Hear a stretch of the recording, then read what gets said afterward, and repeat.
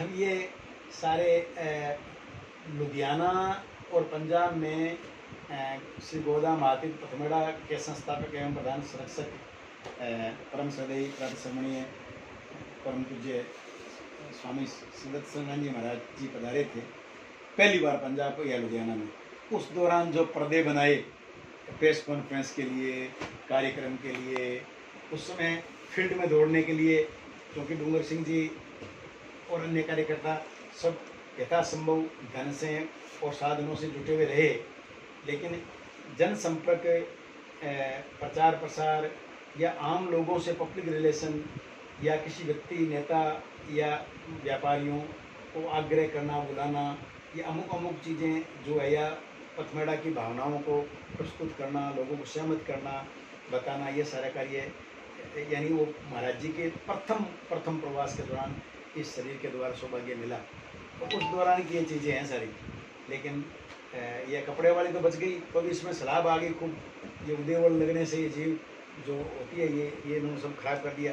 अब ये देखिए आप, ये कामधेनु कल्याण जो कि सदैव स्वामी जी की आज्ञा से इस शरीर के माध्यम से ही, शरीर एक यंत्र होता है, यंत्र और तो कोई इसमें अहम नहीं है, लेकिन एक गौरव का और गर्व का भाव तो रहता है। और गौरव और गर्व का भाव अगर आप बिना अहम के, अगर वो सकारात्मक सिद्धांत रूप से आपको बल देता है तो ऐसा गौरव करना चाहिए। तो ये कामधेनु कल्याण के पहले अंक हैं, यानी नियमित रूप से कामधेनु कल्याण का नए, क्योंकि पहले से टाइटल रजिस्ट्रेशन वगैरह का प्रयास हुआ था, लेकिन जब पूज्य महाराज जी ने कहा कि ये कुछ हो नहीं पाया, कुछ कर नहीं पाए, या टाइटल होने के बावजूद भी रजिस्ट्रेशन नहीं हो पाया, तो सारा इस शरीर को सौभाग्य मिला, दिल्ली घुमा के आना वगैरह वगैरह सबसे करवा के ये जो शुरुआती जो अंक है, वो 2-3 अंक जो पहली कॉपियाँ, कंप्यूटर कॉपियाँ जो है वो इसमें रखी हुई है, लेकिन इसका हाल ये हो गया। तो क्या किया जा सकता है? सब जो नियति को मंजूर है, या जो विधाता जहाँ जैसा करता है, बहुत पीड़ा होती है। मैंने ये इस रूप में रखा था कि ये पहले अंक हैं, और इनको उस कॉपी के रूप में रखूँ जिस कॉपी में मैंने ये सारे मैंने 5-5, 7-7 बार हाथ से लिखे हैं।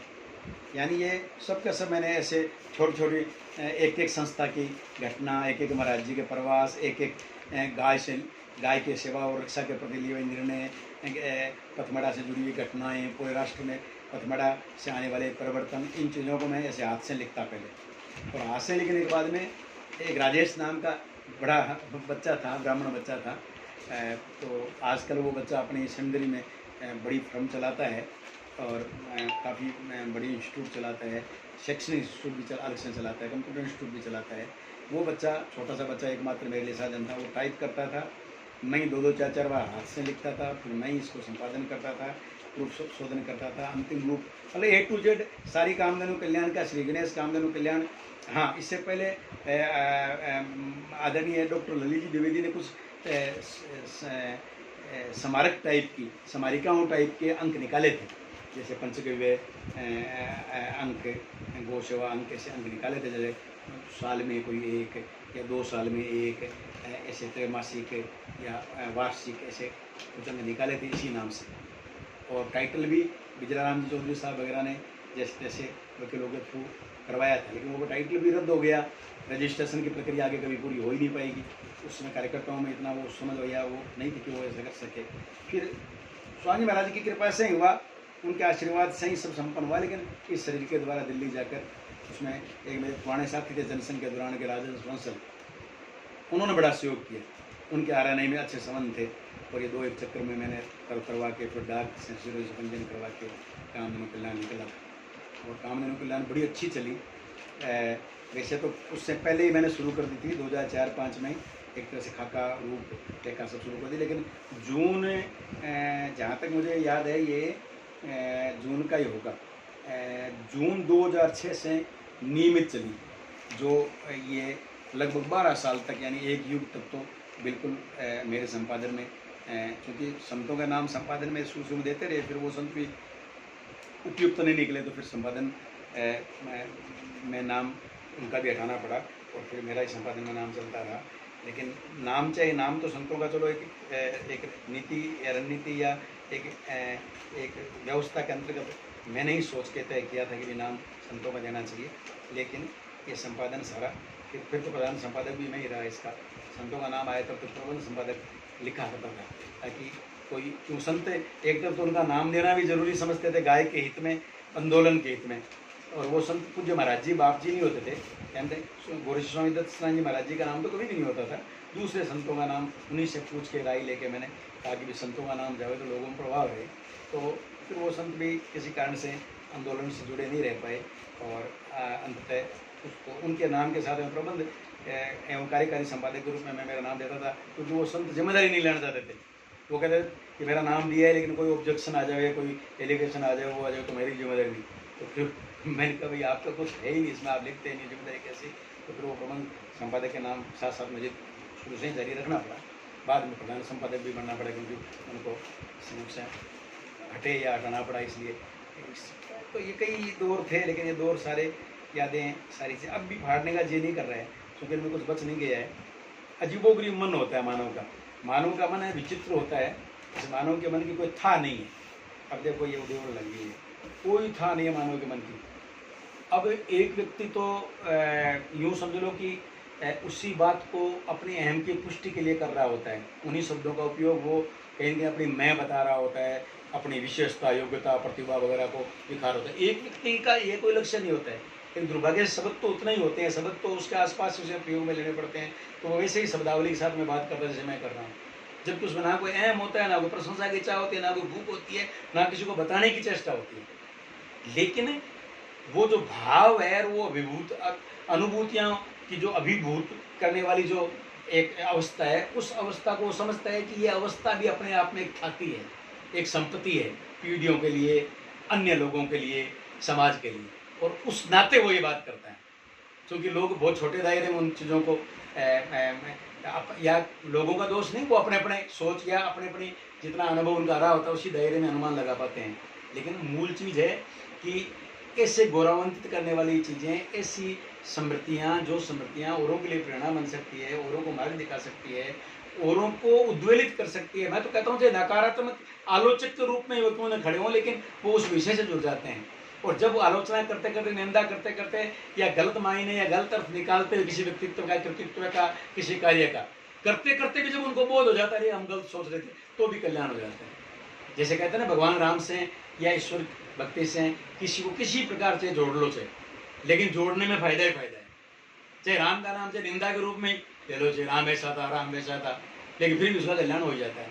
ठीक इसी प्रकार ये सब चीज़ें होती है, जो अब अपने आप के मुंह से नहीं कह सकते कि ये महापुरुषों की श्रेणी के लोग हैं या विद्वता के श्रेणी के लोग हैं, या लेकिन ये दावा जरूर कर सकते हैं कि हमारे पूर्वजों की जो परिपाटी रही, पूर्वजों के संस्कार रहे, माता पिता के जो संस्कार रहे, तो बाद में सत्संग और संतों का जो सानिध्य रहा, उसमें जो ये सारी बातें कर रहे हैं, उन बातों का हेतु या जो ये भाव बार बार मैं रख रहा हूँ, या अनायसी ये को मैंने तो सोच अचानक ही, जैसे कि मैं बैठ गया, अचानक ही आप आ गए तो आप बैठ गए, आप कुछ करने लगे, आप तो शायद इसकी कुछ फोटो वोटो लेने लगे, क्या हाल है, लेकिन मेरे मन में अनायसी को बिना सोचे बिना समझे बोले जा रहा हूँ, मुझे नहीं मालूम खुद क्या बोले, लेकिन इतना जरूर मालूम है कि जिस भाव में मैं बोल रहा हूँ, या जो बिना कोई व्यक्तिगत रूप से कोई लक्ष्य की पूर्ति या व्यक्तिगत रूप से बिना किसी चीज़ की पुष्टि या तुष्टि के लिए मैं जो बोल रहा हूँ, तो कहीं ना कहीं शुभ ही बोल रहा हूँ, अच्छा ही बोल रहा हूँ।